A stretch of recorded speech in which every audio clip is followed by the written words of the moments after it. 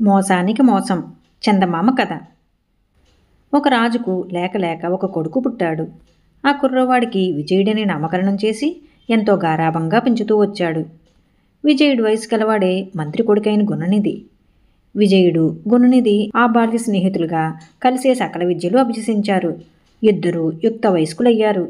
విజయుడికి జయ అనే సౌందర్యవతితో వివాహమైంది. అతన్ని యువరాజుగా కూడా అభిషేకించారు. అప్పటి వరకు సరిసమానంగా ఉంటూ వస్తున్న విజయ గుణనిధుల్లో ఇప్పుడు చాలా తారతమ్యం ఏర్పడింది. ఈ కారణం చేత గుణనిధి మనసులో అసూయ తలెత్తింది. ఒకనాడు రాజసభకు ఒక గొప్ప యోగి వచ్చాడు.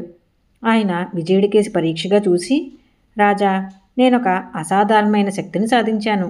నేను చనిపోయేలోగా దాన్ని అర్హుడైన వాడికి ఇవ్వాలని సంకల్పించుకున్నాను.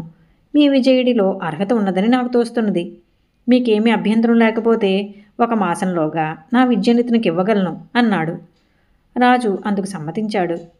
విజయుడి శక్తి సాధన కొరకు నగరం వెలుపల ఒక మందిరం కట్టించి అందులో యోగి ఉండడానికి తగిన ఏర్పాట్లన్నీ చేశారు. విజయుడు అక్కడికి వెళ్ళి యోగి చెప్పిన విధంగా సాధన చేసేవాడు. అసలే విజయుడి ఉన్నతి చూసి ఓర్చలేకుండా ఉన్న గుణనిధి తనకన్నా విజయుడికి ఒక విద్య అధికంగా రావటం ఏమాత్రమూ సహించలేకపోయాడు. అందుచేత అతను యోగి ఉంటున్న ఇంటి తలుపుకు ఒక చిన్న రంధ్రం చేసి అందులో నుంచి చూస్తూ యోగి విజయుడికి నేర్పిన విద్యను తాను కూడా నేర్చుకున్నాడు. అది పరకాయ ప్రవేశ విద్య. నెల పూర్తయ్యేసరికి ఆ విద్య విజయుడితో పాటు గుణనిధికి వచ్చేసింది.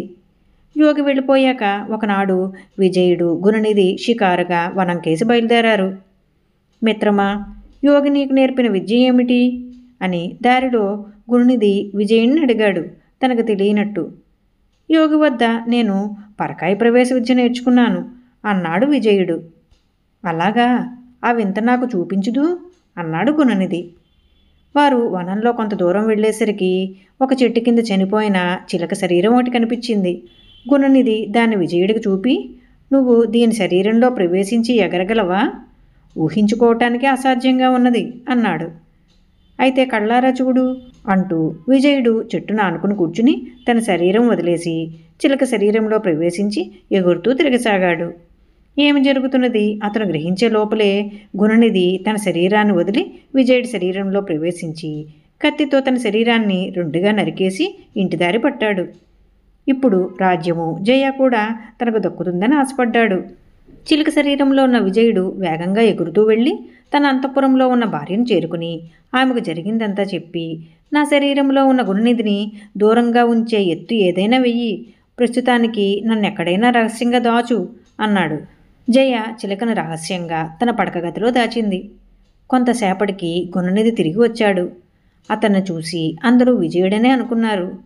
అతను తన తండ్రి అయిన మంత్రిని కలుసుకుని జరిగిందంతా చెప్పి, నా శరీరం వనంలో ఫలానా చోట ఉన్నది, దాన్ని తెప్పించి దహనక్రియలు చేసేయి, ఆ తరువాత నేను నువ్వు కలిసి హాయిగా రాజ్యం ఏలుకుందాం అన్నాడు. మంత్రి దుర్మార్గుడు కాదు, కానీ ఆయన చేయగలిగినది ఇప్పుడేమీ లేదు. అందుచేత మాట్లాడక ఊరుకున్నాడు. గుణనిధికి ఒక్కటే సాధ్యం కాలేదు. అతను అంతఃపురంలో ప్రవేశించలేకపోయాడు. అతను లోపలికి పోబోతూ ఉంటే దాసీలు అతన్ని ఆపి, యువరాణి గారు ఈ ఉదయమే ఏదో వ్రతం ప్రారంభించి ఎవరితోనూ మాట్లాడడం లేదు. వ్రతం ఉద్యాపన అయిన దాకా తమరిని అంతఃపురంలోకి రానివ్వద్దని వారి ఆజ్ఞ అని చెప్పారు. జయకు నిజం తెలిసిపోయిందేమోనని గుణనిధి మొదట భయపడ్డాడు. కానీ తెలిసే అవకాశం లేదని తనకు తాను ధైర్యం చెప్పుకున్నాడు. ఎందుకైనా మంచిదని అతను తన మనుషుల చేత దొరికిన చిలుకలన్నింటినీ తెప్పించాడు. పెంపుడు చిలుకలు ఎవరి వద్దనన్నా ఉన్నట్లు తెలిస్తే వాటిని డబ్బిచ్చి కొన్నాడు. అన్ని చిలుకలను గొంతులు నులిపి చంపించేశాడు. ఈ వార్త విన్న మీదట జయకు చిలుక చెప్పిన విషయంలో బాగా నమ్మకం కుదిరింది. ఆమె తన భర్తను కాపాడుకునే ఏర్పాట్లన్నీ చేసుకుని అతని శరీరంలో చేరి ఉన్న గుణనిధికి కబురు పంపింది. అతను పరమానందంతో అంతఃపురంలో జయను చూడ్డానికి వచ్చాడు. జయ చాలా ఆప్యాయంగా అతన్ని చూసి మందహాసం చేసి, ఇవాళతో ఈ వ్రతానికి ఉద్యాపన అయింది, బ్రాహ్మణులకు సంతర్పణ చేసే ఏర్పాట్లు చూడండి అన్నది. అదెంతసేపు అంటూ గుణనిధి 1000 మంది బ్రాహ్మణులకు భోజనాలు ఏర్పాటు చేశాడు. వాళ్ళు బారుల్లో కూర్చుని భుజిస్తూ ఉండగా ఒక చచ్చిన మాలకాకి బారుల మధ్య పడింది. ఈ పని చేసినది జయ పరిచారికులే.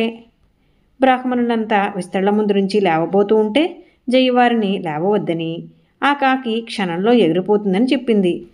ఆమె తన పక్కనే ఉన్న గుణనిధితో రహస్యంగా, మీకు పరకాయ ప్రవేశ విద్య తెలుసు కదా, ఆ కాకిలో ప్రవేశించి దాని శరీరాన్ని మరెక్కడైనా పడేసిరండి అంది.